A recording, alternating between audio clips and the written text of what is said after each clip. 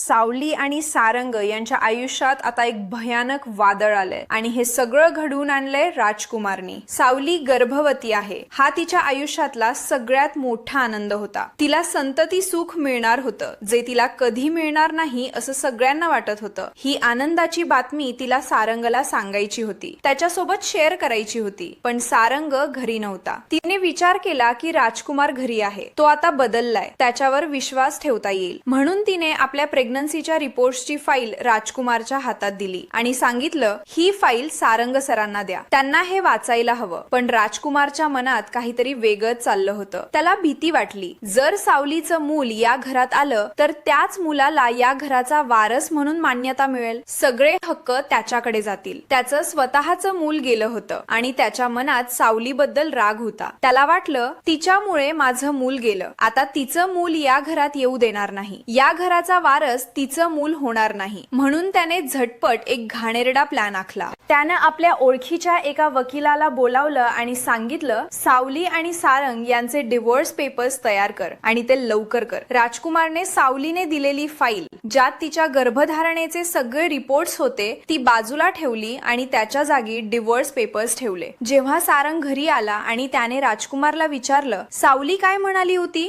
तिने काय दिलं, तेव्हा राजकुमारने खूप शांतपणे ती फाईल त्याच्या हातात दिली। सारंगने फाईल उघडली आणि त्यात डिवोर्स पेपर्स पाहिले। त्याला धक्काच बसला, त्याच्या डोळ्यांवर विश्वासच बसत नव्हता। सावली त्याला घटस्फोट देऊ इच्छिते, सावली जी त्याच्यावर इतकं प्रेम करते ती त्याला सोडून जाऊ इच्छिते। सारंगला हे पेपर्स पाहून खूप वाईट वाटलं, पण तो यावर पूर्णपणे विश्वास ठेवायला तयार नव्हता। त्याच्या मनात संशय निर्माण झाला, पण तरीही त्याला वाटलं की कदाचित काहीतरी चूक झाली असेल। तो अस्वस्थ झाला, गोंधळून गेला, तिलोत्तमाला सावरायला लागला, पण त्याच्या मनात सावलीचे विचार येत होते। दुसरीकडे सावली घरी वाट बघत बसली होती। तिला वाटत होतं, सारंग सर आता येतील, फाईल वाचतील, आनंदाची बातमी समजेल आणि मग ते धावत येतील मला भेटायला। पण सारंग येण्याऐवजी तिच्याकडे एक वकील आला। तो वकील राजकुमारनेच पाठवला होता। राजकुमारला भीती वाटली की जर सावली आणि सारंग भेटले तर सगळं सत्य समोर येईल, म्हणून त्याने वकिलाला पाठवलं सावलीकडे डिवोर्स पेपर्स घेऊन। वकिलाने सावलीला सांगितलं, सारंग सरांनी तुमच्यासाठी डिवोर्स पेपर्स पाठवले आहेत, तुम्ही यावर सही करा। सावलीच्या पायाखालची जमीन सरकली, तिला काहीच समजत नव्हतं। तिने विचारलं, पण सारंग सर कुठे आहेत, मला त्यांच्याशी बोलायचं आहे। वकिलाने सांगितलं, त्यांनी मला पाठवलंय, त्यांना तुमच्याशी बोलायचं नाही। सावली रडू लागली, तिला समजत नव्हतं की सारंग जो तिच्यावर इतकं प्रेम करतो तो तिला घटस्फोट कसा देऊ शकतो। दोन्ही बाजूंनी गैरसमज निर्माण झाला होता। सारंगला वाटलं सावलीने घटस्फोट मागितला आणि सावलीला वाटलं सारंगने तिला सोडून दिलं, आणि हा सगळा गोंधळ, हा सगळा दुःखाचा खेळ घडवून आणणारा राजकुमार होता। त्याने दोघांच्या मध्ये भिंत उभी केली होती आणि त्याला वाटलं की आता त्याचा प्लॅन यशस्वी झाला। मी काय चूक केली, मी त्यांना आनंदाची बातमी सांगायला आले होते आणि त्यांनी मला हे पाठवलं।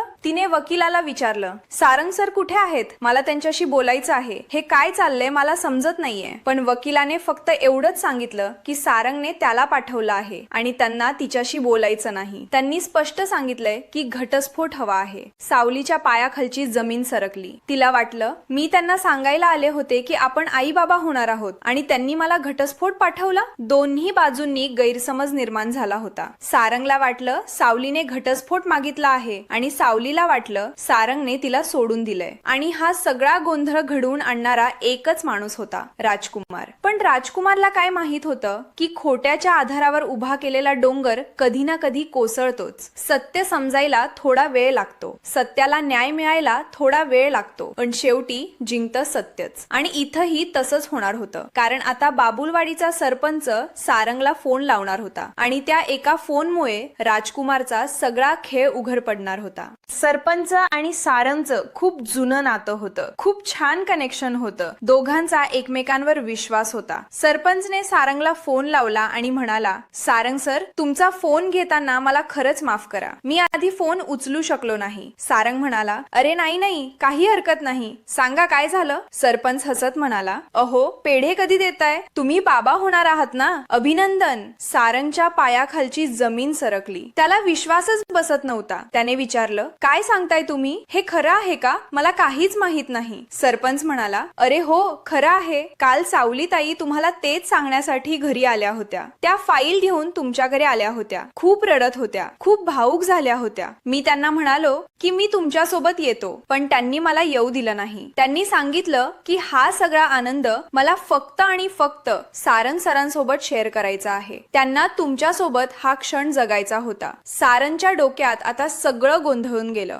त्याला समजलं, सावलीने हे गुड न्यूज मला सांगायला घरी आली होती, फाईल घेऊन आली होती, आणि इकडे राजकुमार दादा मला डिवोर्स पेपर देतोय. हे सगळं काय भानगड आहे, काय चाललंय इथे. त्याला आता सावलीला भेटायलाच हवं होतं. त्याला समजायला हवं होतं की नेमकं काय चाललंय, कोणी खोटं बोललंय, सावली की राजकुमार. पण त्याच्या मनात सावलीवर विश्वास होता. त्याला माहित होतं की सावली कधीच असं करू शकत नाही. दुसरीकडे सावली राजकुमारला भेटली होती. तिला वाटलं की राजकुमार सुधारला आहे, त्याच्या बाळाचं दुःख त्याला झालं आहे, आणि आता आपल्या घरात एक लहान मूल येणार आहे याचा त्यालाही आनंद होईल. तिने मनात विचार केला, त्याच बाळ या जगातून गेलंय, त्याला कुठेतरी खरंच आनंद होईल की आपल्या घरात एक लहान मूल येतंय, तो आता वेगळा झालाय, बदललाय. तिने राजकुमारला सगळं सत्य सांगून टाकलं. ती म्हणाली, राजकुमार सर, मला तुम्हाला एक खूप आनंदाची बातमी सांगायची आहे. आम्ही दोघजण आता आई बाबा होणार आहोत, तुम्ही मोठे काका होणार आहात, आपल्या घरात लहान मूल येणार आहे. हे ऐकून राजकुमारच्या चेहऱ्यावरचा रंग उडून गेला. त्याला जगन्नाथनं सांगितलेलं सगळं आठवलं. सावलीच्या आयुष्यात संतती सुख येणार आहे, तिला मूल होणार आहे. त्यानं चेहऱ्यावर खोटं हसू आणलं आणि हसत राहिला. पण मनात त्याच्या प्रश्नांचा भडीमार चालू होता.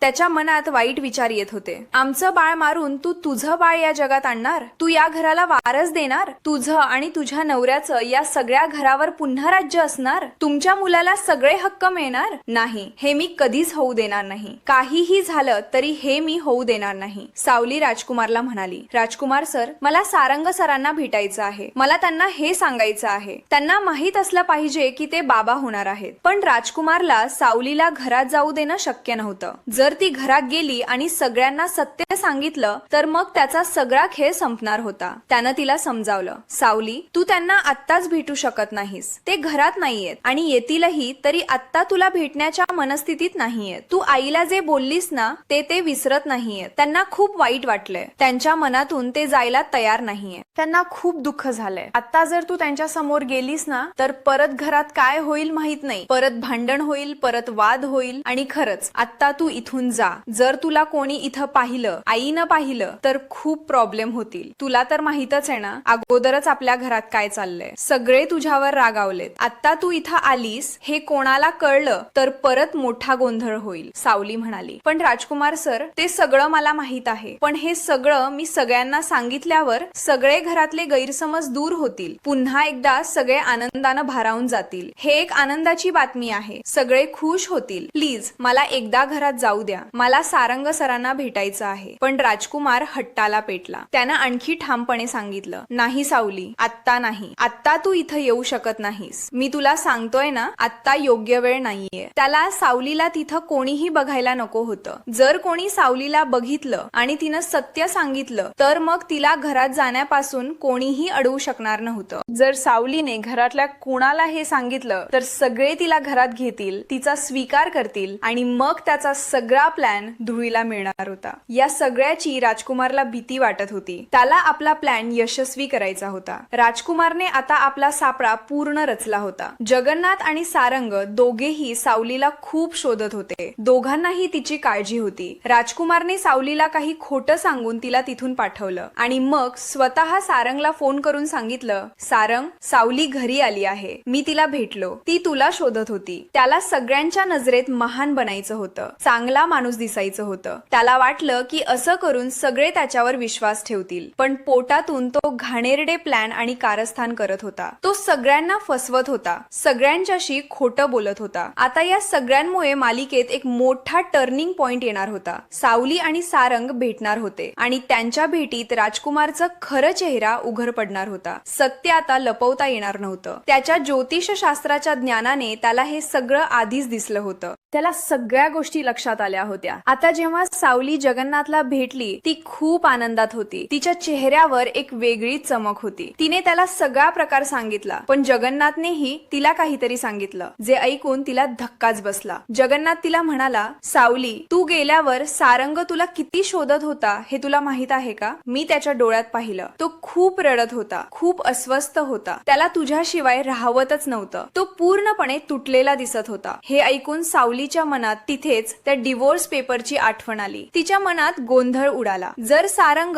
खरोखरच तिला इतका शोधत होता तर मग ते डिवोर्स पेपर कुठून आले? पण तिने ठरवलं की आता जगन्नाथजींना हे सगळं सांगायचं नाही. तिला आधी या सगळ्याच्या मुळाशी जायचं होतं. खरं कारण शोधायचं होतं. तिच्या मनात अनेक प्रश्न उभे राहिले होते. सारंग सर खरोखरच मला डिवोर्स पेपर पाठवतील का? असं त्यांच्या स्वभावात नाही. मग कोणी हे केलं असेल? तिलोत्तमा मॅडमने पाठवले असतील का? घरात मला नको असं फक्त तिलोत्तमालाच वाटतं. कदाचित तिलोत्तमा मॅडमने सारंग सरांच्या नकळत हे सगळं केलं असेल. सावलीच्या डोक्यात हे सगळे प्रश्न फिरत होते. त्यामुळे तिने जगन्नाथला काहीही सांगायचं ठरवलं नाही. आधी सत्य शोधायचं, मग बोलायचं. जगन्नाथ तिला उत्सुकतेने म्हणाला, सावली, एवढी मोठी आनंदाची बातमी आहे, तू सारंगला सांगितलीस का? पण सावली हलकेच हसली आणि म्हणाली, नाही, अजून नाही. मी राजकुमार सरांकडे फाईल दिलेली आहे. त्यांना सांगितलंय की हे सारंग सरांना द्या. जेव्हा ते फाईल पाहतील त्यात सगळे रिपोर्ट्स आहेत, तेव्हा त्यांना आपोआप समजेल. मला त्यांच्या चेहऱ्यावरचा तो आनंद पाहायचा आहे. याच दरम्यान सारंगला बाबुलवाडीच्या सरपंचाचा फोन आला. सारंग आणि सरपंचांचं खूप जुनं नातं होतं. दोघांचं खूप चांगलं कनेक्शन होतं. एकमेकांवर खूप विश्वास होता. सावलीची गुड न्यूज सरपंचाला कळली होती, कारण सावली त्यांच्याकडे गेली होती. सरपंचाने सारंगला फोन करून प्रथम माफी मागितली. सारंग सर, माफ करा.